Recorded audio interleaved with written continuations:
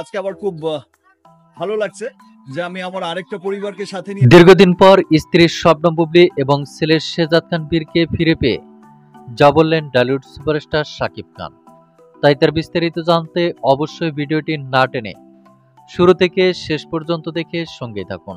প্রিয় দর্শক, সমস্ত জল্পনা কল্পনার অবসান ঘটিয়ে আবারও চিত্রনায়িকা শবনম বুবলী এবং ছেলের শেহজাদ খান বীরকে মেনে নিয়েছেন টলিউড সুপারস্টার শাকিব খান।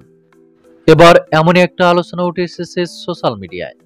কেননা সম্প্রতি এক আয়োজিত অনুষ্ঠানে উপস্থিত হয়েছিলেন টলিউড সুপারস্টার শাকিব খান। সেখানে তিনি বিভিন্ন বিষয়ে কথা বলেন। এবারের কুরবানি ঈদে মুক্তিপ্রাপ্ত সিনেমা তুফান এবং তার নিজস্ব কোম্পানি রিমার্ক হারল্যান্ড প্রসঙ্গেও কথা বলেছেন টলিউড সুপারস্টার শাকিব খান। সেই সাথে কথা বলার এক পর্যায়ে চিত্রনায়িকা শবনম বুবলীর প্রসঙ্গ চলে আসলে টলিউড সুপারস্টার শাকিব খান বলেন, আজকে আবার খুব ভালো লাগছে যে আমি আমার আরেকটা পরিবারকে সাথে আজ আমার আরেক পরিবারকে কাছে পেয়ে সত্যি আমার খুবই আনন্দিত লাগছে।